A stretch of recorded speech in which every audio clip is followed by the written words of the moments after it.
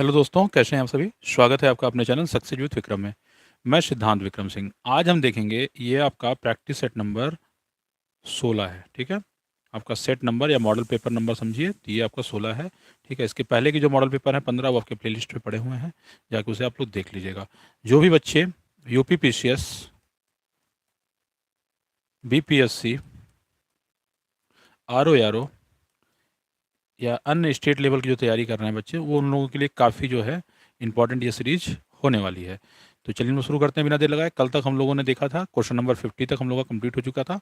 ठीक है, एक बार फिर से क्वेश्चन नंबर 50 देख लेते हैं हम लोग क्या है, और फिर इसके आगे हम लोग 50 प्रश्न और करेंगे। ठीक है, तो इसमें दे रखा था कि तैमूर के आक्रमण के बाद भारत में किस वंश का राज स्थापित हुआ था। ठीक है, ये था। तो इसका आंसर आपको बताया था कि सैयद वंश का, आप सभी लोग जान रहे हैं, क्योंकि तैमूर के आक्रमण जो हुआ था वो 1398 मतलब 98 में दिल्ली सल्तनत एवं तुगलक वंश दोनों को ही नष्ट कर दिया था। ठीक है, और बता दें 1412 ईस्वी में, 1412 ईस्वी की बात है, ईस्वी में नसरुद्दीन महमूद की मृत्यु के साथ ही तुगलक वंश का अंत हो गया था, ये ध्यान रखे रहिएगा। और 1413 में सरदारों ने दौलत खां को दिल्ली का सुल्तान चुना था। तो किसे चुना था? तो दौलत, ये सब बता चुके हैं कल वाली क्लास में। ठीक है, इसके आगे हम लोग देखेंगे। अभी को दिल्ली का सुल्तान चुना था, परंतु उसे खिज्र खां ने पराजित कर दिया था। वह तैमूर द्वारा नियुक्त लाहौर का सूबेदार था, और तैमूर के आक्रमण के बाद 1414 ईस्वी में उसने दिल्ली पर अधिकार कर एक नए वंश सैयद वंश का नींव डाला। तो सैयद वंश के सॉरी, सैयद वंश की स्थापना कब हुई थी? 1414, ये डेट भी आप याद रखे रहेंगे। और तैमूर के आक्रमण के बाद भारत में किस वंश का राज स्थापित हुआ? तो सैयद वंश का था। ठीक है, और तुगलक वंश का अंत यहीं पे हो गया था, इसके बाद जो है इसकी स्थापना हुई थी। ठीक है, चलिए अब आज से प्रश्न स्टार्ट करते हैं। 51 जो है वो तो 50 हम करा चुके थे। अब चलिए आप सभी लोग आंसर करते चलेंगे। अब्दुल रज्जाक विजयनगर आया था। ठीक है, कब आया था? सबका राज्यकाल दे रखा है। देवराय प्रथम है, देवराय द्वितीय है, कृष्णदेवराय है, वीर विजय के राज्यकाल में है। ठीक है, तो आपको बताना है। तो अब्दुल रज्जाक जो है ये फारसी राजदूत था, ये एक चीज़ आप लोग सभी को पता होगा। तो ये कौन था? तो ये एक फारसी जो है था। ठीक है, फारसी राजदूत था। ठीक है, ये ध्यान रखेंगे आप लोग। ठीक है, और बाकी जिसको जो आंसर पता हो इसका आंसर करिए आप लोग। और ये जो है संगम वंश के शासक थे। संगम वंश के शासक कौन थे? तो ये संगम वंश। ठीक है, ध्यान रखेंगे। संगम वंश के शासक कौन थे? देवराय द्वितीय के राज्यकाल में, ठीक है, भारत आया था। और देवराय द्वितीय का कार्यकाल कब से कब तक था, ये भी जो है पूछा जाता है। तो ये जान लीजिए 1422। ठीक है, इनके आगे लिख देते हैं हम 1422 से लेके आपका 46 तक इनका कार्यकाल रहा है, ये ध्यान रखेंगे। ठीक है, ये इंपॉर्टेंट है। ऑप्शन नंबर बी जिसका भी आ रहा है वो बिल्कुल सही है। अगले प्रश्न की तरफ चलते हैं। निम्नलिखित में से कौन महाभारत के तेलुगु अनुवादों के लिए विख्यात है? नीचे दिए गए कूट का जो है चयन करके सही उत्तर का आप लोग चयन करेंगे। क्वेश्चन नंबर 50 का बताना है, 52 का, सॉरी, क्वेश्चन नंबर 52 का आंसर आप लोग करेंगे। क्या होने वाला है? ठीक है, तो दिया क्या है, निम्नलिखित में से कौन महाभारत के तेलुगु अनुवादों के लिए विख्यात है? नीचे दिए कूट का सही उत्तर चुनिए। कम्बन है, कट्टन है, नन्नन है, टिक्कन है। ठीक है, ये दे रखा है। ये प्रश्न एक बार हम करा भी चुके हैं आप लोगों को कि महाभारत के तेलुगु अनुवाद का कार्य कब शुरू हुआ था। तो आपको बता भी चुके थे कि 11वीं जो है, 11वीं जो आपकी शताब्दी थी, ठीक है, 11वीं शताब्दी के टाइम में इसका जो है प्रारंभ किया गया था। और किसने शुरू किया था? तो आप सभी को पता है कि इसकी शुरुआत नन्नन ने, ठीक है, नन्नय, ठीक है, नन्नय ने किया था। देखिए जो ऑप्शन नंबर 3 में दे रखा है। ठीक है, तो इसकी शुरुआत जो है कब? 11वीं शताब्दी में नन्नय ने प्रारंभ किया था, और जिसे 13वीं शताब्दी में, ठीक है, 11वीं शताब्दी में इसे प्रारंभ किया गया। ठीक है, ये ध्यान रखेंगे आप लोग। इसके आगे बताते चलें कि 13वीं शताब्दी में, ठीक है, 13वीं शताब्दी में टिक्कन द्वारा, ठीक है, जो लोग नोट करते होंगे अलग से, जिनको नहीं पता होगा नोट भी कर लीजिए। टिक्कन द्वारा और 14वीं शताब्दी में यर्रुन द्वारा। ठीक है, तो 13वीं शताब्दी में तो जो है आपका इनके द्वारा, 11वीं शताब्दी में शुरुआत हुआ। ठीक है, लाइन से लिख देते हैं, सही से लिख देते हैं हिसाब से। ठीक है, तो नैनन ने कब किया? तो ये 11वीं शताब्दी में, टिक्कन ने 13वीं शताब्दी में, और 14वीं शताब्दी में किसने किया? ठीक है, 14वीं शताब्दी में। आपका ऑप्शन में जो है दिया नहीं हुआ है, लिख देते हैं एर्रन। ठीक है, एर्रन, इनको एर्रन बोलेंगे, डबल रहा है। तो एर्रन ने जो है इसे पूरा किया था 14वीं शताब्दी में। ये ध्यान रखे रहिए, हो सकता है ऑप्शन में इनका भी नाम आ जाए, तो आप लोग कंफ्यूज नहीं होंगे। ये तीनों जो है आपके तेलुगु साहित्य के कवित्रय के रूप में विख्यात हैं। तो तेलुगु साहित्य के एक चीज़ आने रहिएगा, तेलुगु साहित्य के कवित्रय के रूप में ये विख्यात है। तो ऑप्शन नंबर इसका क्या हो जाएगा? 3-4 किस में आ रहा है? ऑप्शन नंबर सी में आ रहा है। जिसका भी ऑप्शन नंबर सी है वो बिल्कुल सही है, ठीक है? ये जाने रहिएगा। अगला प्रश्न देखते हैं, क्वेश्चन नंबर 53 की तरफ चलते हैं, ठीक है? क्या दे रखा है? प्रश्न देखिए और आप लोगों को पता होगा तो आंसर कीजिएगा, नहीं पता है तो कोई बात ही नहीं है। निम्नलिखित में कौन सा एक सुमेलित नहीं है? ठीक है? पूछा गया है कौन सा एक सुमेलित नहीं है। बाकी 3 सुमेलित है, एक आपका इसमें सुमेलित नहीं है, यही बताना है आपको, ठीक है? इसी का आंसर आपको कर देना है। तो फटाक से आप लोग आंसर करते चलिए। क्वेश्चन नंबर हम लोग 53 सॉल्व कर रहे हैं, ठीक है? एक सेकंड।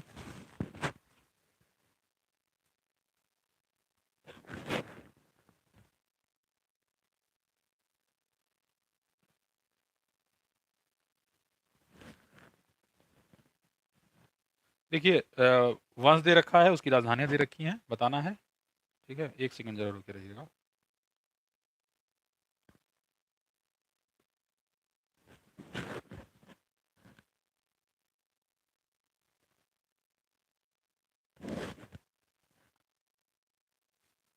चलिए, देखिए इसमें क्या दे रखा है सॉरी, काकतीय वंश दे रखा है ना। तो काकतीय वंश की जो है आपकी राजधानी कहाँ पे थी? तो काकतीय वंश की राजधानी आप सभी को पता है देवगिरी नहीं थी, वारंगल थी। वारंगल थी, ठीक है? तो यही आपका गलत है। बाकी होयसल की राजधानी आपका द्वार समुद्र, यादव की राजधानी आपका वारंगल थी और पांडे की राजधानी आपका मदुरा थी, ठीक है? ये ध्यान रखे रहिएगा।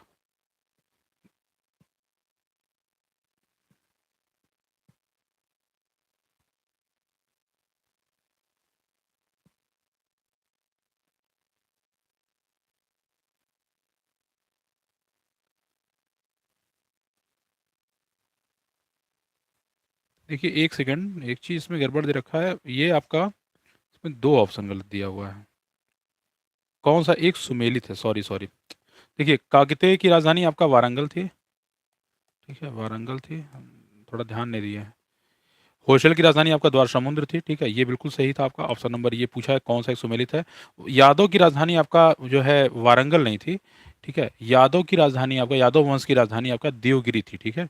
ये ध्यान रखेंगे, देवगिरी थी, जल्दीबाजी में थोड़ा सा वो हो गया। देवगिरी थी। और पांडे की जो राजधानी थी, इनकी राजधानी आपका पहले बता दें कि एक चीज पहले जान लीजिए, इनकी राजधानी पहले क्या थी? कोरकई थी, ठीक है? कोरकई थी, ठीक है? कोरकई के बाद जो है इनकी राजधानी, ठीक है, फिर जो है मदुरा स्थानांतरित की गई थी। तो मदुरा सही था, ठीक है? लेकिन पहले इनकी राजधानी जो है कोरकोई थी, उसके बाद फिर इनकी राजधानी मदुरा स्थापित की गई थी। तो इस वजह से जो है आपका ये सही है। इसी वजह से मदुरा देख के हम इसको जो है वो टिक कर दिए कि सही है, ठीक है? तो आपका ये जो है काकतीय की राजधानी आपका वारंगल है, होयसल की राजधानी द्वार समुद्र, बिल्कुल ठीक है। यादव की राजधानी आपका देवगिरी है और पांडे की राजधानी आपका पहले कोरकोई थी और उसके बाद मदुरा थे, ठीक है? तो इसलिए गलत है, ध्यान रखे रहेगा। पहले राजधानी के तौर पे पूछा जा रहा है, बाद में इन्होंने राजधानी अपनी चेंज की थी। निम्नलिखित में से युद्धों में से किस एक में बाबर ने जिहाद की घोषणा की थी? निम्नलिखित युद्धों में से किस एक में बाबर ने जिहाद की घोषणा की थी? ये प्रश्न पूछा गया है। युद्ध दे रखा है पानीपत, खानवा, चंदेरी और उपयुक्त सभी में से कोई नहीं, ठीक है? ये बताना है आपको। तो इसका आंसर आप लोग करेंगे क्वेश्चन नंबर 54 का आंसर, ठीक है? देखिए बाबर ने खानवा के युद्ध में जिहाद की घोषणा की थी। कब की थी? तो खानवा के युद्ध में जिहाद की घोषणा की थी। खानवा का युद्ध कब लड़ा गया था? तो 1527 ईस्वी में, 1527 में लड़ा गया था। और ये बाबर तो था ही इसमें, और किसके साथ लड़ा गया था? तो राणा सांगा, ठीक है? राणा सांगा के साथ ये युद्ध हुआ था और इस युद्ध में राणा सांगा पराजित हो गया था, तो ये आपका हार गया था, ये जाने रहिएगा। और इसी युद्ध में विजय श्री मिलने के उपरांत बाबर ने गाजी की उपाधि धारण की थी। तो पूछा भी गया है कि गाजी की उपाधि किस सन में धारण की थी? 1527 में धारण की थी। किस युद्ध में धारण की थी? युद्ध के बाद धारण की थी। तो खानवा के युद्ध के बाद गाजी की उपाधि इसने धारण की थी। कुछ विद्वानों के अनुसार बाबर ने चंदेरी के युद्ध में भी जिहाद की घोषणा की थी। तो कुछ लोग कहते हैं कि चंदेरी के युद्ध में भी आपका जिहाद की घोषणा की थी, लेकिन आयोग जो है जो मानेगा वही आंसर आपका सही होगा। तो खानवा बिल्कुल सही है। 54 का ऑप्शन नंबर बी जिसका आ रहा है वो बिल्कुल सही है।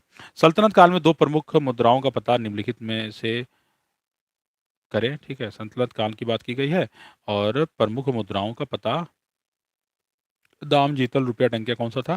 प्रमुख मुद्राओं के बारे में बताना है आपको। क्वेश्चन नंबर 54, ठीक है? सॉरी 55 है। देखिए सल्तनत कालीन दो मुद्राएं जो है बहुत फेमस है, आप सभी को पता है। एक आपका जीतल हो गया और दूसरा आपका टंका हो गया, ठीक है? ये दोनों आपका सल्तनत काल में बहुत ज़्यादा फेमस है। इल्तुतमिश जो है पहला तुर्क शासक था जिसने शुद्ध अरबी सिक्के चलाए थे। तो शुद्ध अरबी सिक्के किसने चलाए थे? तो इल्तुतमिश चलाए थे। ठीक है? शुद्ध अरबी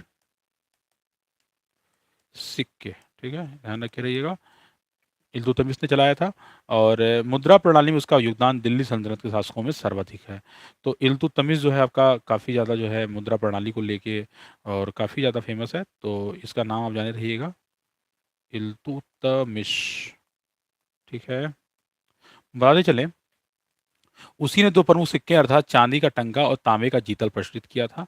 और शशगनी भी चांदी का सिक्का था। ठीक है, शशगनी जो एक होता था, शशगनी आप पढ़े होंगे, तो शशगनी, ठीक है, शशगनी क्या था आपका?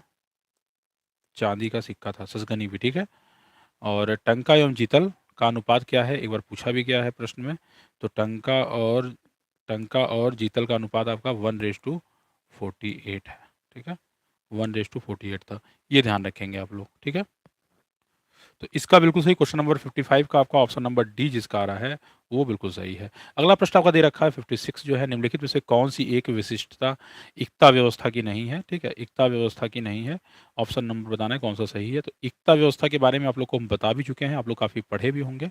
तो एक जो है इसमें से इक्ता व्यवस्था की विशेषता नहीं है, ये पूछा गया है। ठीक है, देखिए, भारत में सल्तनत काल के दौरान इल्तुतमिश द्वारा इक्ता प्रणाली का प्रचलन किया गया था। तो इल्तुतमिश ने ही इक्ता प्रणाली की शुरुआत की थी। और इक्ता व्यवस्था के तहत इक्ता के धारक इक्तादार या मुक्ति उनको कहा जाता था। उस भूक्षेत्र से राजस्व से करों को एकत्रित करने की जिम्मेदारी दी जाती थी। इक्ता से एकत्रित राजस्व सीधा सुल्तान के खाते में नहीं जाता था। ठीक है, जो इक्ता से जो पैसे आते थे ना, वो डायरेक्ट सुल्तान के खाते में नहीं जाते थे। ठीक है, इसी राजस्व से मुक्ति अपने सैन्य को प्रशासनिक व्यय पूरा करता था तथा उसे इस राजस्व से सुल्तान की सेवा हेतु सैनिक रखने पड़ते थे। तो जो इक्ता से जो पैसा इकट्ठा होता था तो वो डायरेक्ट जो है उनके पास नहीं जाता था। ठीक है, चलिए तो इसका देखते हैं हम लोग एक किनारे से क्या चीज़ है। तो दिया हुआ है इक्ता एक राजस्व एकत्रित करने की व्यवस्था थी। ठीक है, बिल्कुल सही है। और सियासतनामा इक्ता व्यवस्था की जानकारी का स्रोत था। ठीक है, तो बिल्कुल सही है। ठीक है, ये बिल्कुल सही है। और एक इक्ता को एकत्रित राजस्व सीधा सुल्तान के खाते में जाता था, आपको बता चुके हैं कि सुल्तान के खाते में नहीं जाता था। और मुक्ति को इक्ता से एकत्रित राजस्व से सैनिक रखने पड़ते थे। ठीक है, तो बिल्कुल सही है, इसी वजह से ये सुल्तान को नहीं देता था। तो जिसका भी ऑप्शन नंबर सी आ रहा होगा, ठीक है, ऑप्शन नंबर सी इसका आंसर आपका यही होगा। बता दें, खालिसा भूमि से प्राप्त आय सीधे सुल्तान के खाते में जाते थे। ये भी प्रश्न एक बार पूछा गया है। ठीक है, तो ये ध्यान रखे रहिएगा, खालिसा। ठीक है, जो खालिसा भूमि होती थी उससे प्राप्त जो आय होता था सीधे सुल्तान खाते में जाता था। और अबू अली हसन इब्न अली तुसी निजाम अल मुल्क की फारसी पुस्तक है। ठीक है, ये क्या है आपका? तो सियासतनामा। ठीक है, ये जाने रहिए किसकी है। तो अबू अली हसन इब्न अली तुशी निजाम अल मुल्क, इतना लंबा नाम है, कि फारसी पुस्तक है। सियासतनामा में प्रारंभिक इक्ता व्यवस्था का विवरण मिलता है, ये ध्यान रखेंगे। अगला प्रश्न आपके सामने है, निम्न में से कौन शाहजहां के शासनकाल का राज्य कवि था? ठीक है, शाहजहां के शासनकाल का राज्य कवि था, निम्नलिखित में से बताना है आपको, आंसर करना है क्वेश्चन नंबर 57 का।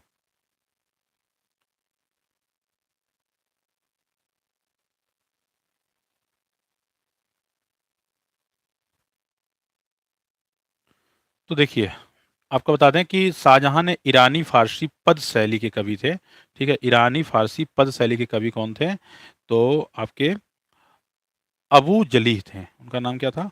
अबू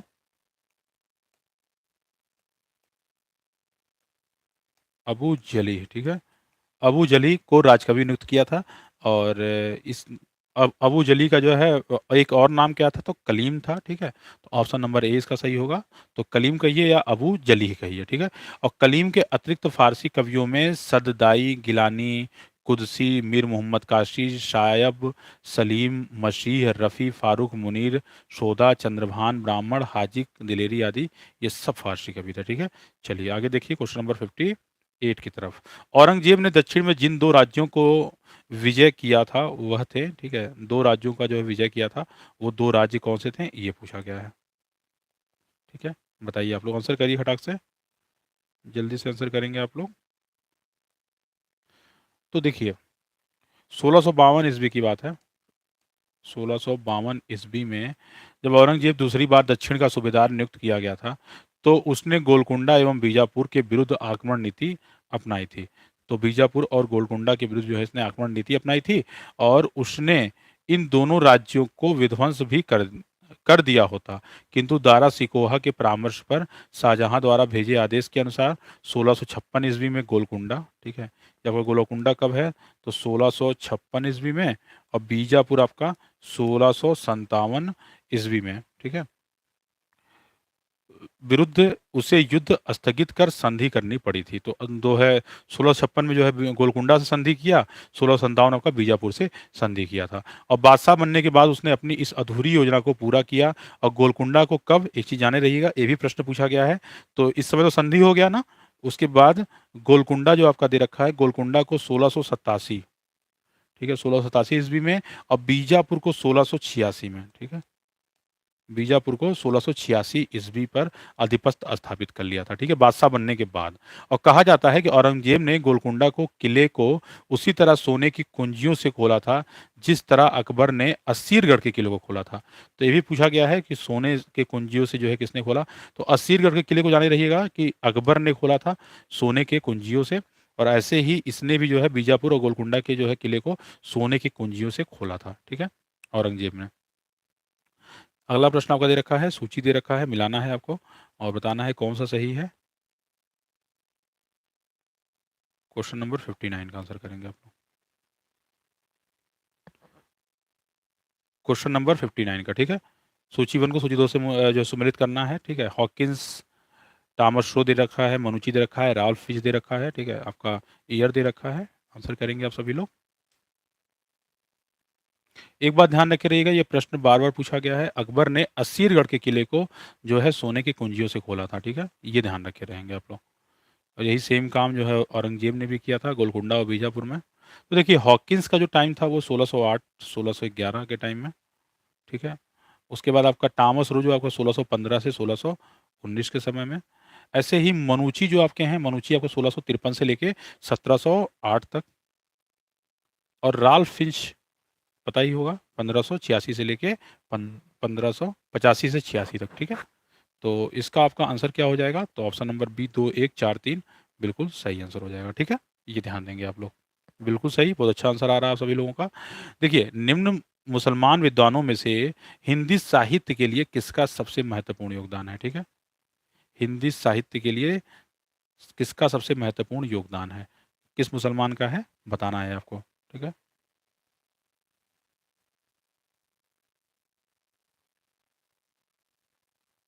देखिए अकबर के सफल प्रशासन, सहिष्णु नीति एवं संतुलित मनोवृत्ति तथा तत्कालीन अनुकूल वातावरण ने हिंदी को पनपने का ऐसा सुअवसर प्रदान किया था कि अकबर का काल हिंदी काव्य का स्वर्णकाल कहलाने लगा था। ये ध्यान रखे रहिएगा, ठीक है। और ये भी प्रश्न पूछा गया है कि किस जो है मुगल शासक का जो है काल हिंदी के लिए जो है स्वर्णकाल कहलाया था। इस युग में हिंदी केवल हिंदुओं की धरोहर नहीं थी, अपितु इस पर मुसलमानों का भी सम्यक अधिकार था। फारसी, अरबी, तुर्की, संस्कृत, हिंदी तथा राजस्थानी में मर्मज्ञ कौन थे, तो अब्दुल रहीम खाने खाना, ठीक है। ये प्रश्न देखिए बार बार आयोग ने पूछा है, ऑप्शन नंबर सी हो जाएगा, ठीक है। तो देखिए ये जो आपका फारसी में, अरबी में, तुर्की में, संस्कृत, हिंदी तथा राजस्थानी सारी भाषाओं का बहुत अच्छा ज्ञाता था, ठीक है। और हिंदी काव्य का कोई भी इतिहास खान खाना के सम्मान के उल्लेख के बिना अधूरा है। उनका प्रसिद्ध ग्रंथ कौन सा था, तो बताइए इनका जो है प्रसिद्ध ग्रंथ कौन सा था, किसी को पता है क्या, आप लोगों में से किसी को पता है,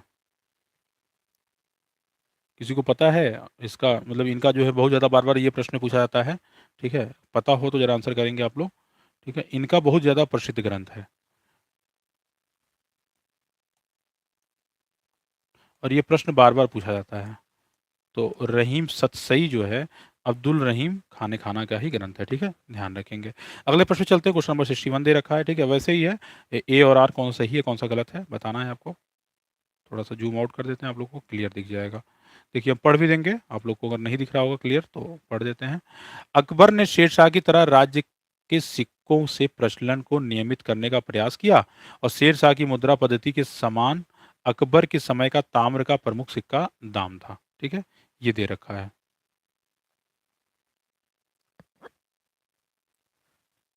क्वेश्चन नंबर 61 आप लोग बताएंगे, ठीक है। देखिए, अकबर ने शेरशाह की तरह राज्य के सिक्कों के प्रचलन को नियमित करने का प्रयास किया था, सभी को पता है। और इसके परिणाम स्वरूप अकबर और उसके उत्तराधिकारियों के शासनकाल के दौरान मुगल साम्राज्य में व्यापारिक कारोबार हेतु मुख्यतः स्वर्ण मुहरों, चांदी के रुपया और तांबे के दाम के रूप में मानक सिक्कों का प्रचलन और प्रसार किया गया। ये भी पूछा गया है स्टेटमेंट में एक बार, ठीक है। और शेरशाह की मुद्रा पद्धति के समान अकबर के समय भी तांबे का प्रमुख सिक्का दाम था, ठीक है। तो आपका प्रमुख सिक्का क्या था? दाम था, ये जाने रहेंगे आप लोग, ठीक है। और देखिए बता दें, 1 रुपया में 40 दाम होते थे, तो एक बार ये पूछा है, ठीक है। 1 रुपया में कितना होता था? 40 दाम होते थे, सोच लीजिए। और राज्य के आय व्यय की गणना दाम में ही की जाती थी, रुपए में नहीं, दाम में की जाती थी। और इस प्रकार जो है आपका क्या हो जाएगा, तो आपका अकबर ने शेरशाह की तरह राज्य के सिक्कों के प्रचलन को नियमित करने का प्रयास किया, बिल्कुल सही है। और शेरशाह की मुद्रा पद्धति के समान अकबर के समय का ताम का प्रमुख सिक्का दाम था, सही है। तो ऑप्शन नंबर ए सही होगा, सही व्याख्या भी है, ठीक है। तो जिसका भी ए आ रहा होगा वो बिल्कुल सही है, ये ध्यान रखेंगे। अगला प्रश्न आपको दे रखा है, क्वेश्चन नंबर 62 देखते हैं हम लोग, ठीक है। आप लोग आंसर करेंगे जल्दी जल्दी से तो काफ़ी अच्छा रहेगा। देखिए, बात 1693 की पूछी गई है। 1693 में आपका कार्नवालिस के बारे में पूछा गया है कि भू व्यवस्था प्रणाली लागू होने के बाद कानूनी विवादों की प्रवृत्ति में बढ़ोतरी देखी गई। निम्नलिखित प्रावधानों में से किस एक को सामान्यतः इसके कारक के रूप में जोड़कर देखा जाता है? देखिए, 1793 में कार्नवालिस ने एक भू राजस्व प्रणाली जो है की स्थापना की थी, ठीक है। तो बता दें कि उसको लागू जो है होने के बाद वो लागू तो कर दिया, ठीक है, भू-राजस्व प्रणाली को लागू कर दिया, लेकिन बहुत ज़्यादा विवाद हुआ, कानूनी विवाद बहुत ज़्यादा हुए।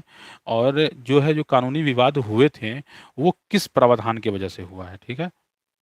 तो उसे जो है देखा जाता है, ये बताना है आपको।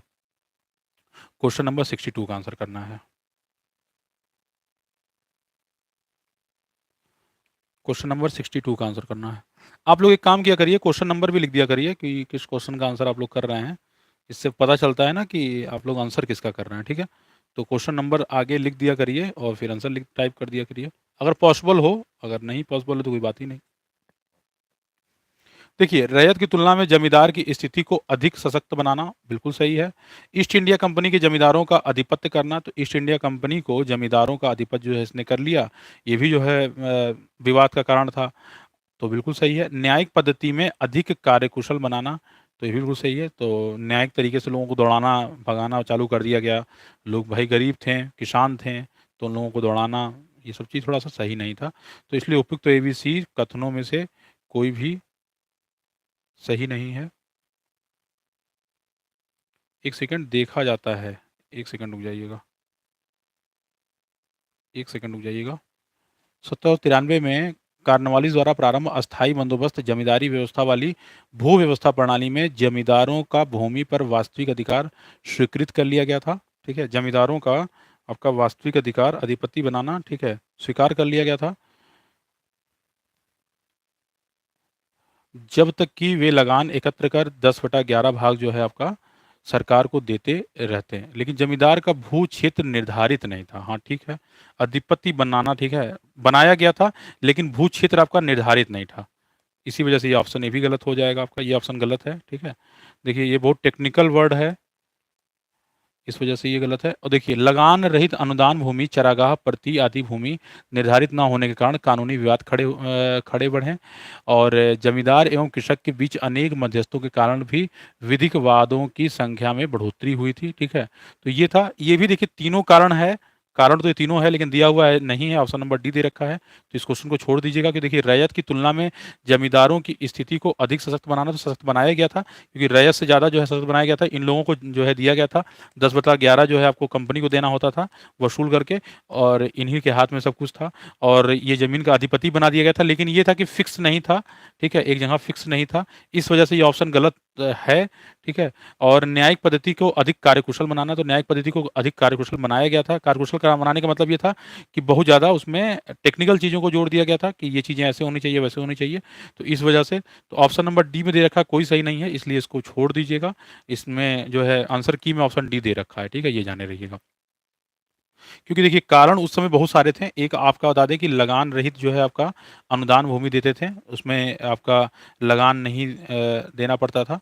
तो एक अनुदान में जैसे मान लीजिए लोगों को दे देते थे। साथ ही साथ जैसे कि आपका जो चरागाह की भूमि होती थी, जो चरागाह की भूमि होती थी, इसके ऊपर भी कुछ क्लियर कट इन्होंने नहीं बताया। साथ ही साथ जो परती भूमियाँ होती थी, उस पे किसका आधिपत्य रहेगा, कौन उस पे जो वो करेगा। कभी भी लोगों को वहाँ से उजाड़ के फेंक दिया करते थे, नियम कानून ला के। देखिए कार्यकुशल जो है उतना कार्यकुशल नहीं था कहा जा सकता है, तो इसलिए जो है ये ऑप्शन, तो ये आप वो कर दीजिएगा, ठीक है। अगला प्रश्न दे रखा है, निम्न इमारतों तथा शासकों को सुमेलित कीजिए, ठीक है। निम्न इमारतों तथा शासकों को सुमेलित कीजिए, कौन से जो है इमारत और शासक आपके हैं। निम्न इमारतों तथा शासकों को सुमेलित कीजिए। इमारत दे रखे हैं और उनके शासक, मतलब वो किसके द्वारा बनवाए गए हैं, ठीक है।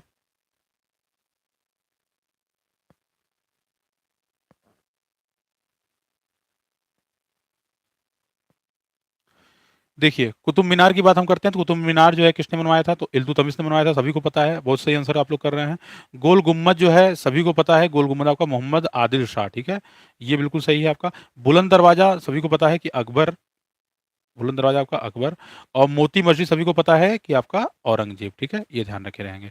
तो कुतुब मीनार आपका इल्तुतमिश हो गया, गोल गुम्बद आपका मोहम्मद अली शाह हो गया, आदिल शाह हो गया, और बुलंद दरवाजा आपका अकबर ने बनवाया था, और मोती मस्जिद सभी को पता है कि औरंगजेब ने बनवाया था, ठीक है। तो ऑप्शन नंबर डी जो है 2143, ठीक है, बिल्कुल सही है।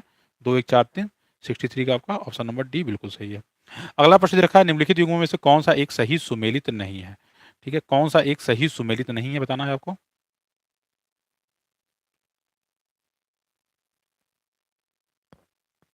देख लीजिए, देख के आंसर कीजिए कौन सा सही सुमेलित नहीं है। पिट्स इंडिया एक्ट दे रखा है, ठीक है, वारेन हेस्टिंग दे रखा है, ऐसे डाफरिन ऑफ लैब्स डलहौजी वर्नाकुलर प्रेस एक्ट दे रखा है। तो वर्नाकुलर प्रेस एक्ट जो है भारतीय भाषा समाचार पत्र अधिनियम, ठीक है, ये जो आपका था, ये भारतीय भाषा समाचार पत्र अधिनियम कब हुआ था, तो 1878 की बात है, ठीक है। 1878 में कर्जन था, ये आपको बताना है, तो कर्जन नहीं, ठीक है। और इस समय कौन था, तो इस समय लिटन, लिटन था, ठीक है, लिटन के काल में पारित किया गया था। और इस अधिनियम को मुंह बंद करने वाला अधिनियम भी कहा जाता है। और सरकार जो है इसमें अवांछनीय विषयों को प्रकाशित करने के अपराध में संबंध पत्र को चेतावनी दे सकती थी अथवा उसके जमानत ले सकती थी, ठीक है। इसके बारे में दे रखा है, इसको बारे में बता ही चुके हैं।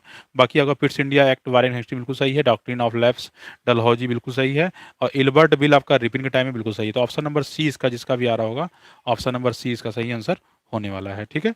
अगले प्रश्न चलते हैं, क्वेश्चन नंबर 65 दे रखा है, ईस्ट इंडिया कंपनी को किस अंग्रेज गवर्नर को औरंगजेब द्वारा भारत से निष्कासित किया गया, ठीक है। ईस्ट इंडिया कंपनी के किस अंग्रेज गवर्नर को सोच लीजिए, औरंगजेब द्वारा भारत से निष्कासित कर दिया गया था।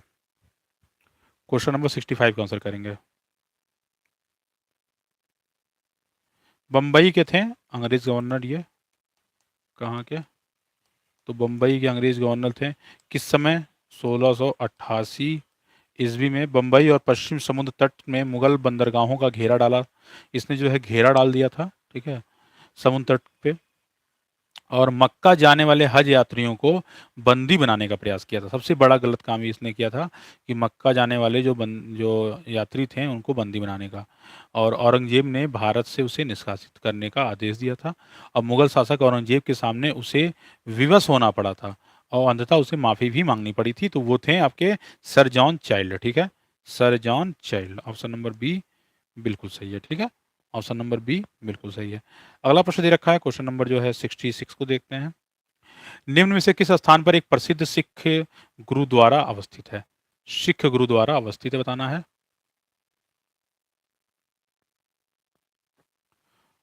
क्वेश्चन नंबर 66 का आंसर करेंगे आप लोग कि प्रसिद्ध सिख गुरुद्वारा अवस्थित है, कहाँ पे है, तो देखिए हेमकुंड साहब में है, ठीक है, हेमकुंड। और हेमकुंड कहाँ पे है, तो ये आपका चमोली में है, चमोली में है।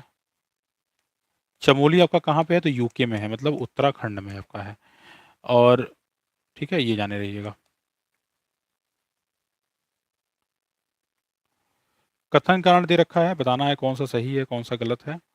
कथन कारण को, राज्य के मामले में शिवाजी एक मंत्रिपरिषद से परामर्श लेते थे और प्रत्येक मंत्री अपने विभाग का स्वतंत्र प्रभार रखता था, ठीक है।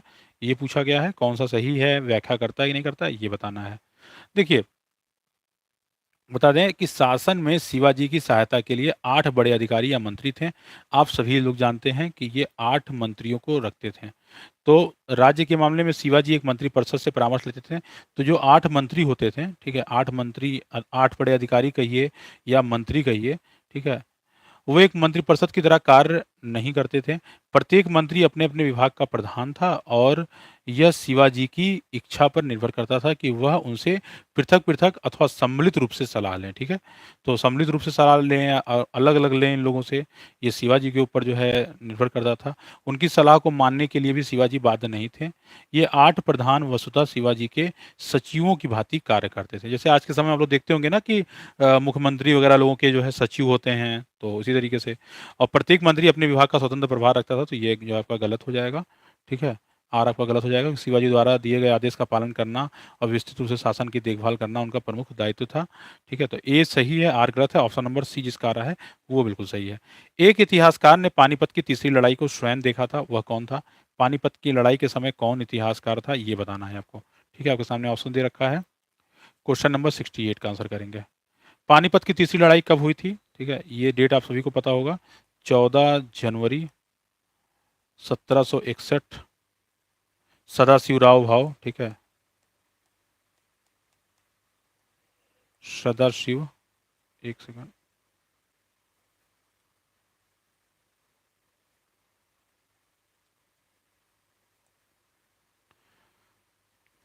सदाशिव भाऊ के नेतृत्व में मराठा सेना और अहमद शाह अब्दाली के नेतृत्व में अफगान सेना के बीच हुआ था, जिसमें मराठे बुरी तरह से पराजित हुए थे। सारी स्टोरी आप लोगों को पता ही है।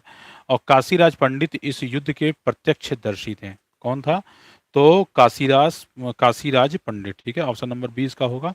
काशीराज पंडित इस युद्ध के प्रत्यक्षदर्शी थे। उनके अनुसार पानीपत का तीसरा युद्ध मराठों के लिए प्रलयंकारी सिद्ध हुआ था और इसी युद्ध में मराठों की हार की सूचना बाजीराव को एक व्यापारी द्वारा कूट संदेश के रूप में पहुंचाई गई थी। तो ध्यान रखे रहिएगा, इसी में ही जो है बाजीराव को जो है एक व्यापारी द्वारा कूट संदेश के रूप में पहुंचाई गई थी। 1773 ईस्वी में जिज मोहम्मद शाही पुस्तक जो नक्षत्रों संबंधी ज्ञान से संबंधित है, उसके लेखक हैं, ठीक है? 1773 ईस्वी के जिज मोहम्मद शाही पुस्तक जो नक्षत्रों संबंधी ज्ञान से संबंधित है, इसके लेखक कौन है, बताना है। क्वेश्चन नंबर 69 का आंसर आप लोग करेंगे, ठीक है? देखिए 18वीं शताब्दी का सबसे श्रेष्ठ राजपूत राजा आमेर का कौन था? आमेर का सवाई जयसिंह था, सभी को पता है, ठीक है? और उसने जयपुर शहर की स्थापना की थी और उसे विज्ञान और कला का केंद्र बनाया। जयसिंह एक महान खगोल शास्त्री भी था। उसने दिल्ली, जयपुर, उज्जैन, बनारस और मथुरा में आधुनिक उपकरणों से युक्त पर्यवेक्षण शालाएं बनवाई थी और लोगों को खगोल शास्त्र संबंधी पर्यवेक्षण में सहायता देने के लिए जयसिंह ने जिज मोहम्मद शाही नामक सारणियों का सेट तैयार किया था।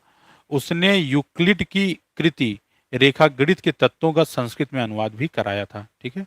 ये ध्यान रखे रहेंगे। ये भी पूछा गया है, ठीक है? यूक्लिड के कृत जो है, यूक्लिड ने एक जो है लिखा था रेखा गणित, उसका संस्कृत में अनुवाद कराया था। भारत के साथ व्यापार के लिए सर्वप्रथम संयुक्त पूंजी कंपनी किन लोगों ने आरंभ की थी? भारत के साथ व्यापार के लिए सर्वप्रथम संयुक्त पूंजी कंपनी किन लोगों ने आरंभ की? ठीक है,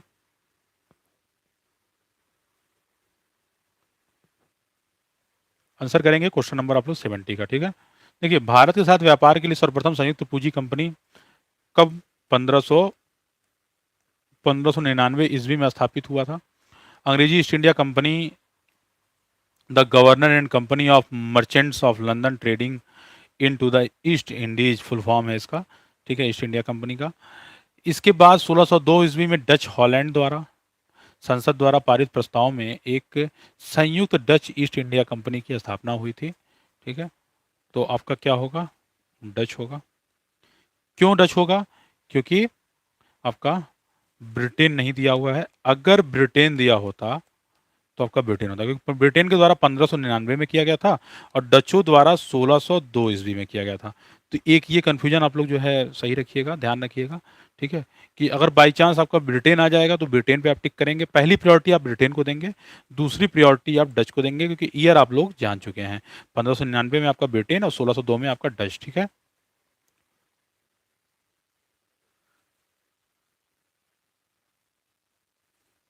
अशोक के शिलालेखों की तुलना में स्तंभ लेखों के संदेश में सर्वाधिक महत्वपूर्ण अंतर क्या है?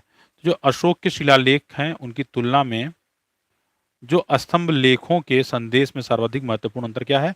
ये प्रश्न एक बार करा चुके हैं, स्टार मार्क आप लोग कर लीजिएगा। ठीक है, ये रिपीटेड प्रश्न है, बार बार ये पूछा गया है, इसको पीवाईक्यू में भी हम करा रखे हैं।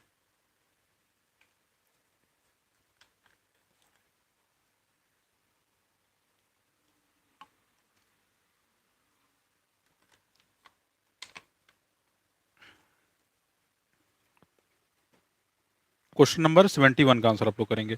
देखिए, स्तंभ लेख मुख्यतः धम्म के नैतिक पक्षों और बौद्ध धर्म के प्रति अशोक के लगाव के प्रति समर्पित है। ठीक है, तो ऑप्शन नंबर सी इसका सही होगा। स्तंभ लेख मुख्यतः धम्म के नैतिक पक्षों और बौद्ध धर्म के प्रति अशोक के लगाव के प्रति समर्पित है। ठीक है, ये ध्यान देंगे। क्वेश्चन नंबर 72 आप लोग देखेंगे, भारत में किशोरों द्वारा की जाने वाली सामना की जाने वाली कुछ चुनौतियां क्या हैं? भारत में किशोरों द्वारा सामना की जाने वाली कुछ चुनौतियां क्या हैं? इसका आंसर आप सभी लोग दे सकते हैं, मुझे पता है।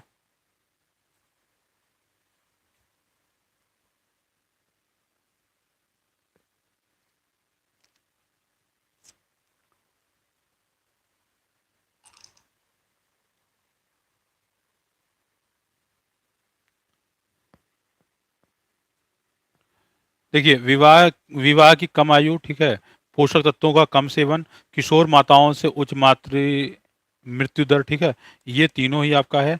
इसके अलावा आपको पता है निरक्षरता भी इसमें शामिल है। निरक्षरता मतलब विशेष रूप से महिलाओं में सबसे ज़्यादा है ये। उसके साथ साथ स्कूल छोड़ना और पोषक तत्वों का कम सेवन, तो पोषक तत्वों का कम सेवन और स्कूल छोड़ना, ठीक है, हो सकता है कि ये दे दे ना दिया हो। और किशोर माताओं की उच्च मृत्यु दर बताई चुके हैं। एचआईवी और एड्स के संक्रमण की उच्च दर, ठीक है, एचआईवी और एड्स के, ठीक है, उच्च संक्रमण दर भी है। ठीक है, शारीरिक तथा मानसिक विकलांगता या मंदबुद्धि, ठीक है, मंदबुद्धि कह सकते हैं, या शारीरिक दिव्यांग, ठीक है, मंदबुद्धि, ये सारी चुनौतियां हैं। मंदबुद्धि हो गया। नशीली दवाओं का दुरुपयोग, शराब व किशोर अपराध आदि, ठीक है, तो शराब लोग पीते हैं, नशीली दवाओं का उपयोग, ये सब जो है मेन चुनौतियां हैं, ये ध्यान रखेंगे। जन्म और मृत्यु का पंजीकरण निम्नलिखित में से किसके अंतर्गत आता है? जन्म और मृत्यु का जो पंजीकरण है वो निम्नलिखित में से किसके अंतर्गत आता है? ठीक है, बताएंगे। बहुत प्यारा प्रश्न है, आंसर करेंगे क्वेश्चन नंबर 73 का। जन्म और मृत्यु का पंजीकरण निम्नलिखित में से किसके अंतर्गत आता है? क्वेश्चन नंबर 73 का आप लोग आंसर करेंगे।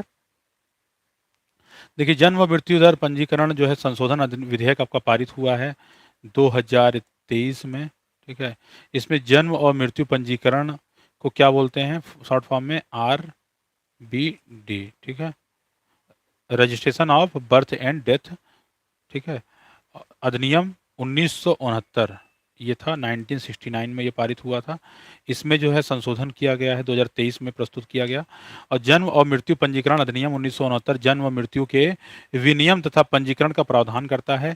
जन्म और मृत्यु का पंजीकरण समवर्ती सूची के अंदर आता है, जो संसद तथा राज्य विधानसभाओं दोनों को इस विषय पर कानून बनाने की शक्ति देता है। तो ये समवर्ती सूची में करंट में है, ठीक है, ये ध्यान रखे रहिएगा। इसमें संशोधन वगैरह कुछ हुआ है, और ये पारित कब हुआ था? तो 1969 हो जाता है, स्टेटमेंट फॉर्म में दे दे कि 1969 में पारित हुआ था, 2003 में संशोधन हुआ, ठीक है, तो ये जाने रहिएगा। तो ऑप्शन नंबर सी जिसका आ रहा है समवर्ती सूची, वो बिल्कुल सही है। साहिल क्षेत्र संबंधित है, जो आपका साहिल क्षेत्र है, ये बार बार करा भी चुके हैं और काफी न्यूज में भी है। साहिल क्षेत्र आपका संबंधित है, बताना है क्वेश्चन नंबर 74 का।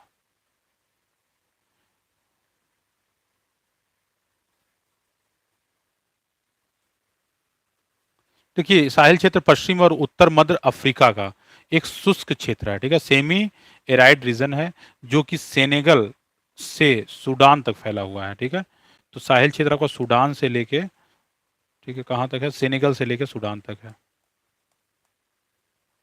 ठीक है, तो ऑप्शन नंबर ए इसका हो जाएगा। और यह उत्तर में शुष्क सहाराई रेगिस्तान तथा दक्षिण में आर्द्र सवाना के बीच एक संक्रमणकालीन क्षेत्र का निर्माण करता है। तो ऑप्शन नंबर ए जिसका भी आ रहा है वो बिल्कुल सही है। अगला प्रश्न दे रखा है, विश्व का एकमात्र तैरता हुआ राष्ट्रीय उद्यान केईबुल लामजाओ निम्नलिखित में से किस झील पर स्थित है? करा भी चुके हैं, ठीक है, रिपीटेड है, ये करा चुके हैं, करंट अफेयर की जो क्लास आपकी चलती है उसमें हम करा चुके हैं। देखिए इधर एक दो दो तीन दिन क्लास ऑफ ऑफ थी, क्योंकि आपका रामनवमी था, दशहरा था, इस वजह से क्लासेस ऑफ थी। और अब क्लासेस जो है कंटिन्यू चलेगी। देखिए, विश्व का एकमात्र तैरता हुआ राष्ट्रीय उद्यान केबुल लामजाओ निम्नलिखित में से किस झील पर स्थित है? क्वेश्चन नंबर 75 का बताएंगे। तो ये आपका लोकटक झील पे है, ठीक है। ऑप्शन नंबर ए होगा, लोकटक झील पे है। और ये कहाँ पे है? आपका पूर्वोत्तर भारत, मणिपुर के मोरा, ये कहाँ पे है? तो ये मणिपुर के मोर मोइरांग में स्थित है, ठीक है। तो ये मणिपुर के मोइरांग में स्थित है। सबसे बड़ी ताजे पानी की झील है। यह झील के ऊपर जो है फुमुदी वनस्पति मृदा और अपघटन के विभिन्न चरणों में कार्बनिक पदार्थों के विविध द्रव्यमान जो होते हैं नामक अनोखे तैरते हुए द्वीपों के लिए प्रसिद्ध है। अच्छा, मणिपुर में लोकटक झील के जल पर तैरता हुआ केइबुल लामजाओ राष्ट्रीय उद्यान दुनिया का एकमात्र तैरता हुआ वन्यजीव अभयारण्य है। और केइबुल लामजाओ राष्ट्रीय उद्यान संगई ब्रो एंटलर्ड डियर का निवास स्थान है, ठीक है। तो पूछा भी गया है कि संगई का निवास स्थान कौन सा है, तो आपका यही आंसर हो जाएगा, ये ध्यान रखे रहेंगे। और संगई जो आपका है केवल मणिपुर में पाए जाने वाले ब्रो एंडलर्ड हिरण की एक स्थानिक और दुर्लभ उपप्रजाति। तो ये केवल संगई जो है ना, ये केवल आपके कहाँ पाए जाते हैं? तो ये आपके केवल मणिपुर में पाए जाते हैं, ठीक है। ये हिरण की प्रजाति है, ठीक है, ये ध्यान में रखिएगा, ठीक। तो इसका लोकटक ऑप्शन नंबर ए जो है इसका बिल्कुल सही हो जाएगा। अगला प्रश्न दे रखा है, क्वेश्चन नंबर 76 का आंसर आप लोग करेंगे। दिया हुआ है निम्नलिखित सूचकांकों में से कौन सा मानव विकास रिपोर्ट एचडीआर का हिस्सा नहीं है? ये भी करा चुके हैं आप लोगों को, एचडीआर का हिस्सा नहीं है, ये बताना है क्वेश्चन नंबर 76 का।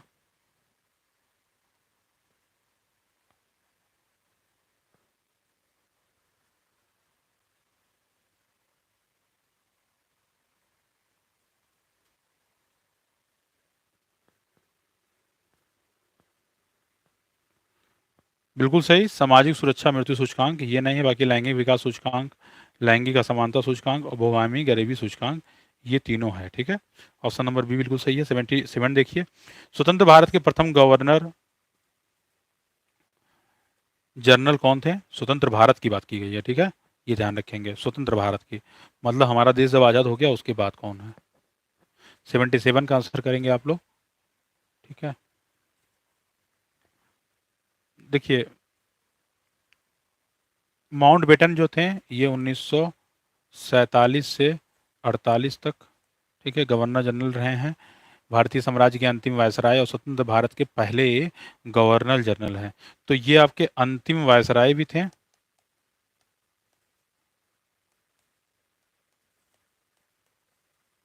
और प्रथम जो है गवर्नर जनरल भी थे भारत के, ठीक है, ये ध्यान रखे रहेंगे। और माउंटबेटन के बाद चक्रवर्ती रामगोपालाचारी भारत के गवर्नर जनरल बने थे। तो इनके बाद जो है अगर पूछेगा कौन भारतीय, ठीक है, तब आप इनको टिक करेंगे, चक्रवर्ती रामगोपालाचारी इनके बाद बने हैं। और इस पद पर आसीन होने वाले वह पहले और आखिरी भारतीय थे। तो ये पहले भारतीय थे और फर्स्ट एंड लास्ट भारतीय ये थे, ये ध्यान रखेंगे, ठीक। 77 का बी कैसे टिक टिक किए हैं आप? 77 का आपका लॉर्ड माउंटबेटन, लॉर्ड नहीं माउंटबेटन, ठीक है, ऑप्शन नंबर डी होगा। पूछा क्या गया है, स्वतंत्र भारत के प्रथम गवर्नर जनरल कौन है? तो प्रथम तो आपके यही थे ना, ये अंतिम वायसराय थे। और उसके बाद जो है ये बने थे, ये सेकंड नंबर के थे। और भारतीय पूछता तो ये पहले नंबर पे होते हैं, ठीक है, ये ध्यान रखेंगे आप लोग। निम्नलिखित में से कौन सा देश ग्रुप ऑफ सेवन G7 का सदस्य नहीं है? G7 का सदस्य नहीं है, ठीक है, G7 का सदस्य नहीं है।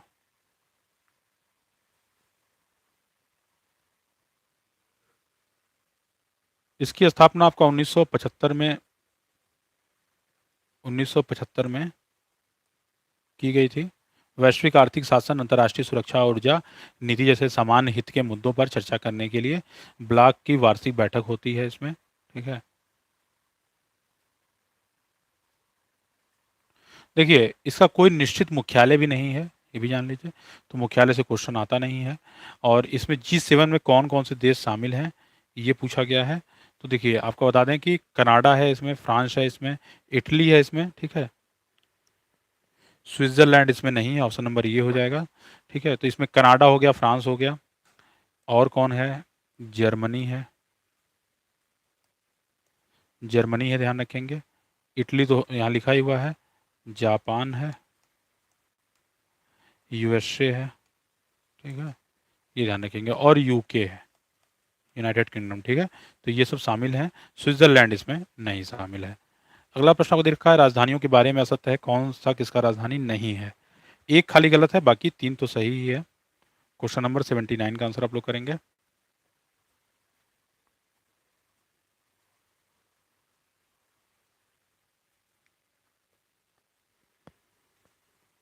देखिए, इसमें आपका सातवाहन प्रतिष्ठान बिल्कुल सही है, कुषाण मथुरा बिल्कुल सही है, शक आगरा यही गलत है, मौर्य समाज पाटलिपुत्र आपका सब सही है, ठीक है। तो सारे सही हैं।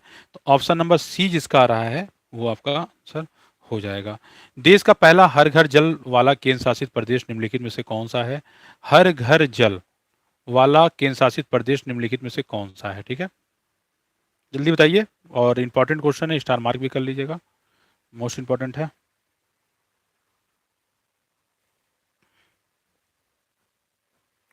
क्वेश्चन नंबर 80 का आंसर करेंगे आप लोग। तो देखिए, बताते चलें आपको कि जो आपका गोवा है ये 2020 में हर घर जल प्रमाणित देश का पहला राज्य बन गया था, ठीक है। और हाल ही में आपका दादर नगर हवेली तथा दमन और दीव को हर घर जल प्रमाणित देश का पहला केंद्र शासित प्रदेश घोषित किया गया है। तो यहाँ केंद्र शासित प्रदेश की बात की गई है, तो ऑप्शन नंबर बी। राज्य की बात करेगा तो गोवा आप करेंगे, कब 2020 में किया गया था। और इस केंद्र शासित प्रदेश में सभी गांवों ने ग्राम सभा की ओर से पारित एक प्रस्ताव के जरिए स्वयं को हर घर जल ग्राम घोषित किया है। दादर एवं नगर हवेली तथा दमन और दीव के 85,000 से ज्यादा परिवारों को अब नल के जरिए स्वच्छ और सुरक्षित पेय जल प्राप्त हो रहा है। तो ये ध्यान रखेंगे, केंद्र शासित प्रदेश आप ये टिक कर देंगे और राज्य पूछेगा तो आप गोवा टिक कर देंगे, ठीक है। लक्षद्वीप नहीं है, ठीक है, ध्यान रखे रहिएगा। आगे चलते हैं। ऋग्वेद के संदर्भ में निम्न युग्मों में से कौन सा एक सही सुमेलित नहीं है, ठीक है, बताइए। ये भी करा चुके हैं और सब लिख चुके हैं, सब जो है आपका स्क्रीन पे सारी चीजें आपको दिख चुकी होंगी, सब लिखे हैं एक किनारे से, ठीक है।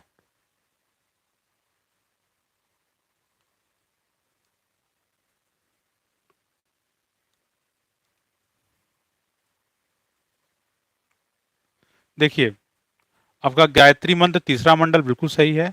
शूद्र और प्रथम चर्चा आपका 10वां मंडल, ये बिल्कुल सही है। शिक्षा की चर्चा ये आपका गलत दे रखा है, ठीक है। और सोम की चर्चा आपका 9वां मंडल, ठीक है। तो गायत्री मंत्र आपके तीसरे मंडल में है, शूद्र की प्रथम चर्चा आपका 10वां मंडल में है, और सोम की चर्चा आपका 9वां मंडल में है, ये ध्यान रखेंगे। तो क्वेश्चन नंबर 81 का ऑप्शन नंबर सी जिसका आ रहा है वो बिल्कुल सही हो जाएगा। चलिए क्वेश्चन नंबर 82 की तरफ चलते हैं। निम्न में से वह कौन सी पुस्तक है जो मोहम्मद बिन कासिम द्वारा सिंध के अरब विजय के इतिहास के मूल अरबी ग्रंथ का फारसी अनुवाद है?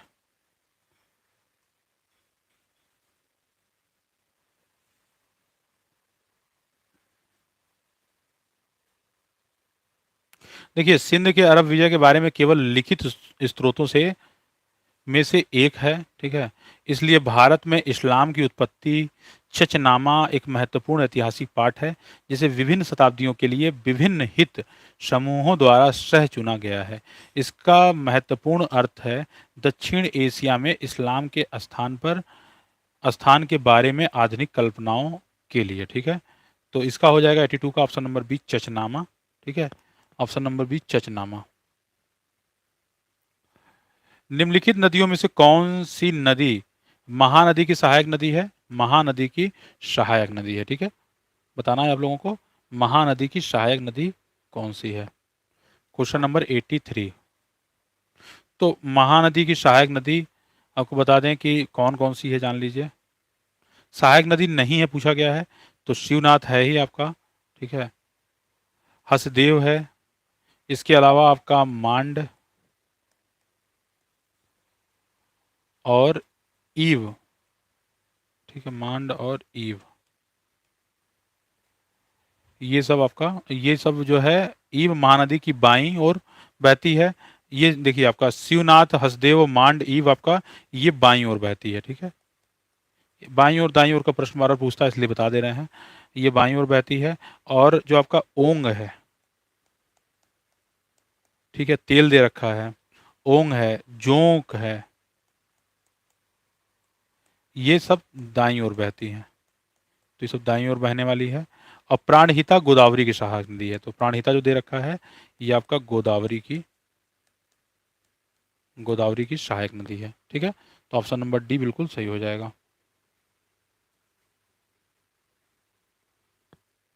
प्राणहिता, हाँ हाँ बिल्कुल सही है, गोदावरी की है, एकदम परफेक्ट, एकदम राइट आंसर आपका है।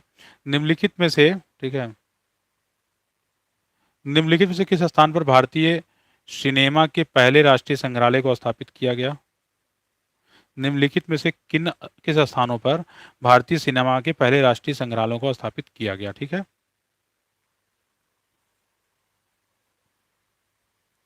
भारत के पहले राष्ट्रीय सिनेमा संग्रहालय का उद्घाटन आपका मुंबई में किया गया था। कहाँ किया गया था? तो आप सभी लोग जानते होंगे, मुंबई में किया गया था। और यह 19वीं सदी में, ठीक है, 19वीं सदी की शुरुआत से लेकर वर्तमान के तकनीकी रूप से उन्नत युग तक के भारतीय सिनेमा के इतिहास और विकास को प्रदर्शित करता है। अगला प्रश्न है, भारतीय फिल्म RRR के कौन से संगीत को गोल्डन ग्लोब पुरस्कार मिला है? गोल्डन ग्लोब पुरस्कार मिला है।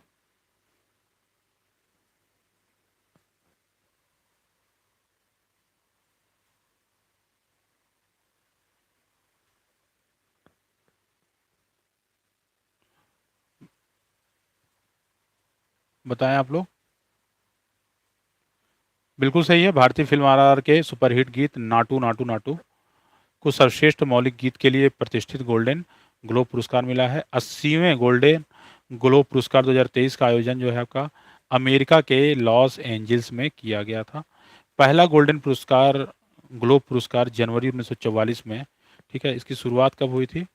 तो जनवरी 1944 में इसका जो है पहला पुरस्कार जो है लॉस एंजल्स में आयोजित किया गया था। इसमें एक्टर, एक्ट्रेस, डायरेक्टर, फिल्म और टीवी से जुड़े कलाकारों को सम्मानित किया जाता है। ठीक है, निम्नलिखित युगों में से कौन सा एक युग्म गलत है? एक युग्म आपका गलत है।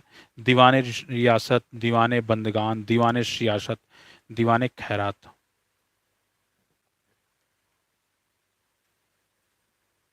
तो देखिए, दीवाने रियासत जो है आपके अलाउद्दीन खिलजी दे रखा है। ठीक है, तो बिल्कुल सही है, अलाउद्दीन खिलजी बिल्कुल सही है। दीवाने बंदगान आपका गलत है। ठीक है, दीवाने सियासत आपका मोहम्मद बिन तुगलक दे रखा है, ये बिल्कुल सही है आपका। दीवाने खैरात आपका फिरोज शाह तुगलक दे रखा है, ये भी बिल्कुल सही है। आपको बता दें कि फिरोज शाह तुगलक ने दीवाने बंदगान के, ठीक है, दीवाने बंदगान कौन शुरू किया था? तो फिरोज शाह तुगलक ने ही शुरू किया था। ठीक है, तो इसने ही शुरू किया था, फिरोज शाह तुगलक ने ही शुरू किया था। और दीवाने बंदगान गुलामों का विभाग है। फिरोज शाह तुगलक के पास 1,80,000 से अधिक गुलाम थे। अर्जे बंदगान एक अधिकारी था जो गुलामों की भर्ती और निरीक्षण करता था। तो एक बार पूछा गया है अर्ज ए बंदगान कौन है? ठीक है, तो अर्ज ए बंदगान आपका एक निरीक्षक था। किस सूफी संप्रदाय ने योग क्रिया को अपनाया था? योग क्रिया को अपनाया था। ठीक है, क्वेश्चन नंबर 87 का आंसर करेंगे आप सभी लोग। क्वेश्चन नंबर 87 का आंसर करिए फटाक से आप लोग। क्वेश्चन नंबर 87 का।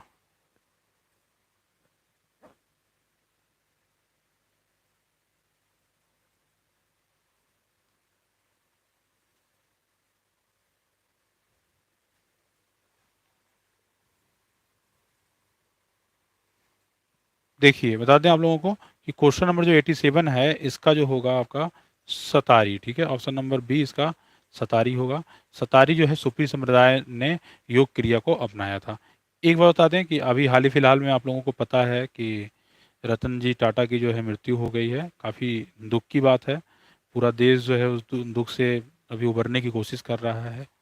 एक बहुत ही महान व्यक्तित्व थे। उनके बारे में एक प्यारी सी स्टोरी हम डाले हैं, तो एक बार जाके आप लोग अवश्य देख लीजिएगा, उससे आप लोग को एक प्रेरणा मिलेगी। ठीक है, बहुत प्रेरणादायक स्टोरी है, अवश्य देख लीजिएगा। और मेरे भी प्रेरणा का स्रोत है और आप लोग देख जरूर लेंगे। देखिए, मोडी लिपि का प्रयोग किसके अभिलेखों में किया जाता है? मोडी लिपि का प्रयोग किसके अभिलेखों में किया जाता है? क्वेश्चन नंबर 88 का आंसर करेंगे आप लोग। तो मोडी लिपि का पूछा गया है।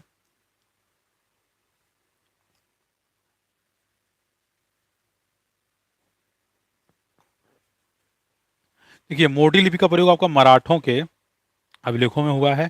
मराठा साम्राज्य की स्थापना छत्रपति शिवाजी ने की थी। किसने की थी? तो छत्रपति शिवाजी ने मराठा साम्राज्य की स्थापना की थी। और भक्ति काल संतों की प्रेरणा से मराठा राज्य के अभ्युदय में सहायता मिली। शिवाजी के आध्यात्मिक गुरु कौन थे? रामदास थे। ठीक है, तो इनके जो आध्यात्मिक गुरु थे वो रामदास थे। और मोडी लिपि का प्रयोग जो है आपको मराठाओं के समय में ही मिला है। सावरकर एक भूले बिसरे अतीत की गूंज पुस्तक किसके द्वारा लिखी गई थी? सावरकर एक भूले बिसरे अतीत की गूंज पुस्तक किसके द्वारा लिखी गई थी? ठीक है, क्वेश्चन नंबर 89 का आंसर आप लोग करेंगे।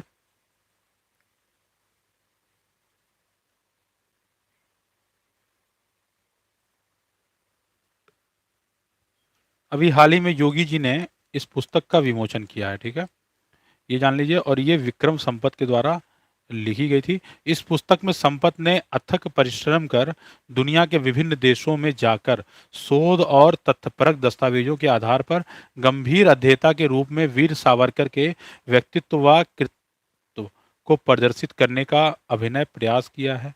वीर सावरकर ने अपनी पुस्तक 1857, वीर सावरकर की पुस्तक है 1857 का स्वातंत्र समर, जो 1857 की सौर गाथा को देश में स्वाधीनता संघर्ष का प्रथम प्रयास बताता है।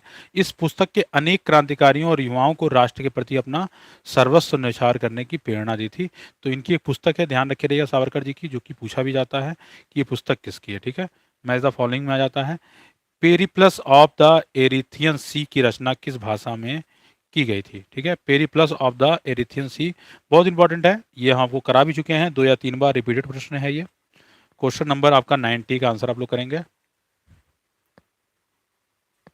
क्वेश्चन नंबर 90 का आंसर क्या होगा? तो पेरिप्लस ऑफ द एरिथियन सी की रचना ग्रीक भाषा में हुई थी। किस भाषा में हुई थी? तो ग्रीक भाषा में हुई थी।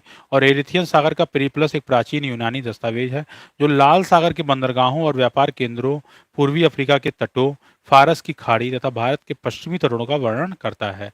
ठीक है, पहली शताब्दी ईस्वी के आसपास लिखा गया था और यह उस समय के व्यापार एवं वाणिज्य के बारे में बहुमूल्य जानकारी प्रदान करता है।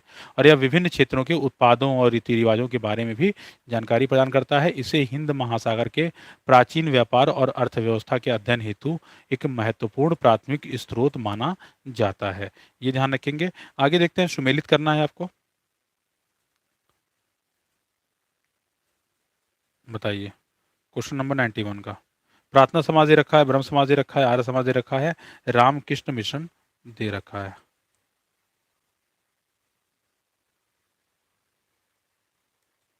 क्वेश्चन नंबर 91 का आंसर करेंगे आप लोग। क्वेश्चन नंबर 91 का आंसर आप लोग करेंगे।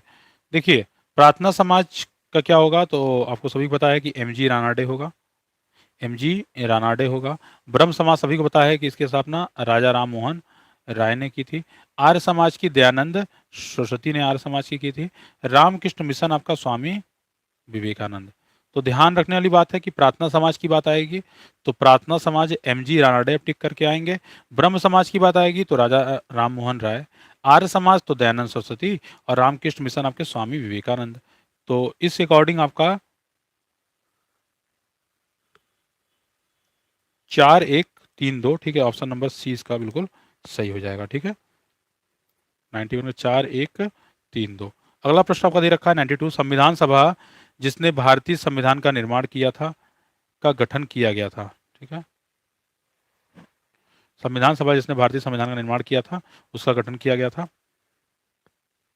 किसके द्वारा किया गया था?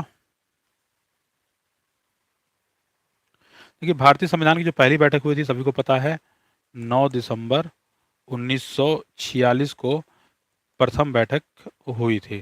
ठीक है, और इसका गठन जो है आपका कैबिनेट मिशन आया था। कैबिनेट मिशन आया था कब? 1946 में ही ये भारत आया था, योजना के तहत हुआ था। इसके लिए जुलाई 1946 में चुनाव हुए थे और 9 दिसंबर 1946 को संविधान सभा की पहली बैठक हुई। मुस्लिम लीग ने बैठक का बहिष्कार किया और अलग पाकिस्तान की मांग पर बल दिया था। ये भी जाने रहिए तथ्य। तो क्वेश्चन नंबर 92 का आपका सी बिल्कुल सही आंसर है।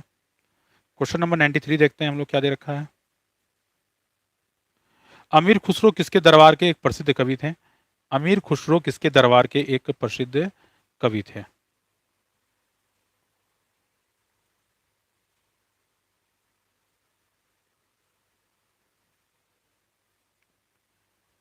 देखिए, अमीर खुसरो बादशाहों के शाही दरबार से जुड़े हुए एक प्रखर शास्त्रीय कवि थे। 13वीं शताब्दी के आसपास भारत में एक सूफी संगीतकार, कवि और विद्वान थे वे। उन्हें जो है कव्वाली जनक भी कहा जाता है। तो जो है आपका अमीर खुसरो को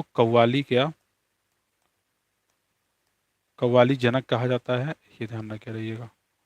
ठीक है। कव्वाली के निर्माण का श्रेय दिया जाता है। वह सूफी संत निजामुद्दीन औलिया के शिष्य बन गए थे, तो अलाउद्दीन खिलजी के टाइम में। ठीक है। और ये आपके निजामुद्दीन औलिया के शिष्य बन गए थे। उन्होंने तराना और कौल की दो विशिष्ट संगीत शैली को संगीत रूपों में प्रचलित सरणी के पूरक थे। ठीक है। अलाउद्दीन खिलजी ने उनकी कविता की सराहना की और कई कवियों को अपने दरबार में आमंत्रित किया, लेकिन खुसरो को सम्मानित किया गया। उन्हें उनके दरबार में सम्मान पर उनको अमीर शीर्षक दिया गया। ठीक है। तो इनको अमीर का शीर्षक दिया गया था अलाउद्दीन खिलजी के समय में। और प्रसिद्ध कवि अमीर खुसरो ने उर्दू भाषा में कविता की रचना की थी। उनके कुछ पुस्तक है, जान लीजिए। ये जो है पुस्तक पूछा गया है। ठीक है। नूह सिपेहर। ठीक है, एक सेकंड।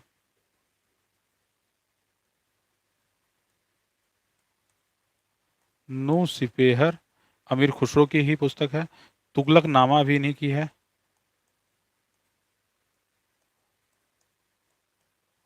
और खजैन उल फुतूह, ये तीन ध्यान रखेंगे आप लोग।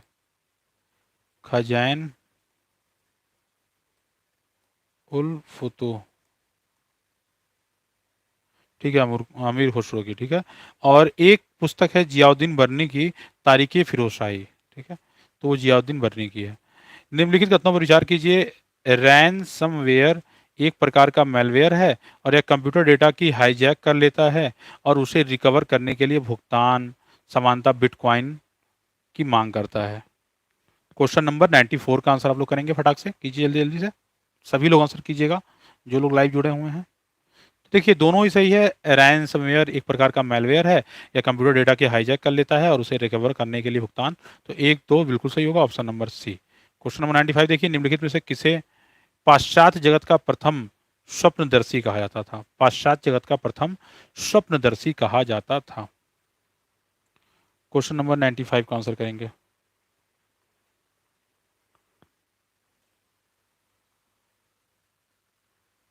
देखिए, प्लेटो को पाश्चात्य जगत का प्रथम स्वप्नदर्शी कहा जाता था। प्लेटो सुकरात का शिष्य था। तो ये किसका शिष्य था, ये भी प्रश्न पूछा गया है।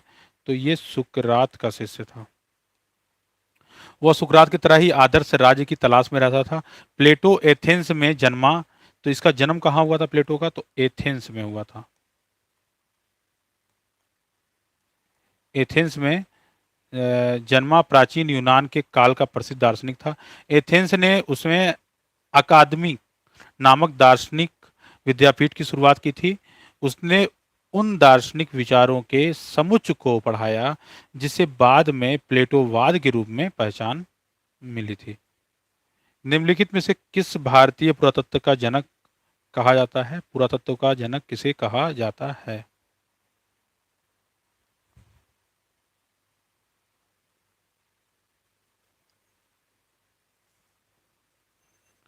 देखिए, अलेक्जेंडर कनिंघम जो थे, प्रथम जो है ये आपके भारतीय पुरातत्व सर्वेक्षण जो आपका है, archaeological survey of India ASI के प्रथम महानिदेशक थे। उन्हें मुख्य तौर पर भारतीय पुरातत्व का जनक कहा जाता है। उन्होंने 19वीं शताब्दी के मध्य से पुरातत्विकों की, मतलब पुरातत्व जो चीज़ें हैं उनकी खुदाई शुरू की और उनकी मुख्य रुचि प्रारंभिक ऐतिहासिक 6ठी शताब्दी ईसा पूर्व से 4थी शताब्दी ईसा पूर्व के बीच की चीज़ों की थी। बाद की अवधि के पुरातत्व भी में भी थी। ठीक है, तो उसमें भी थी और बाद की चीज़ों में थी। Alexander Cunningham. अगला प्रश्न आपको दे रखा है, आर्थिक सर्वेक्षण 2021-22 के अनुसार 2019-20 के दौरान असंगठित क्षेत्रों के श्रमिकों की संख्या कितनी है? ठीक है, तो उस समय 43.99। ठीक है, 43.99 करोड़। अगला प्रश्न दे रखा है, प्रत्येक वर्ष किस दिन विश्व हेपेटाइटिस दिवस मनाया जाता है? विश्व हेपेटाइटिस दिवस मनाया जाता है? क्वेश्चन नंबर 98 का आंसर करेंगे। तो 28 जुलाई को आपका विश्व हेपेटाइटिस दिवस मनाया जाता है, ठीक है। और इस वर्ष की थीम क्या थी? तो एक जिंदगी, ठीक है, एक जिंदगी एक यकृत।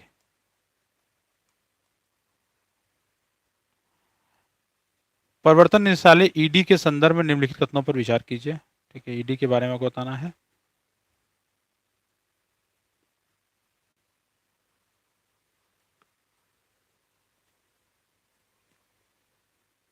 देखिए, वर्ष 1956 में विनियम नियंत्रण कानून के उल्लंघन से निपटने के लिए आर्थिक मामलों के विभाग में एक प्रवर्तन इकाई का गठन किया गया था, बिल्कुल सही है।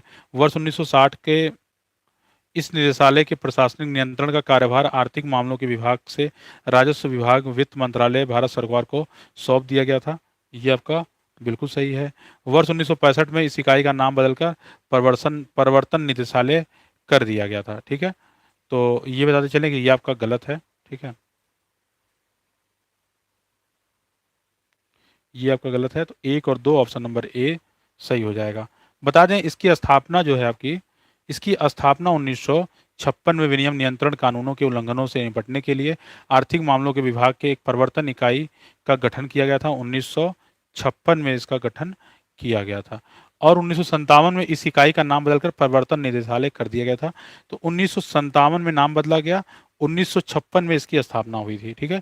ये ध्यान रखेंगे आप लोग। तो 1 और 2 सही है केवल, ठीक है, तीसरा आपका गलत है। ईस्ट इंडिया कंपनी की शुरुआती काल में किस प्रेसिडेंसी को पश्चिमी प्रेसिडेंसी भी कहा जाता था? ठीक है, ये आपका होमवर्क है आज का, इसका आंसर आप लोग करेंगे।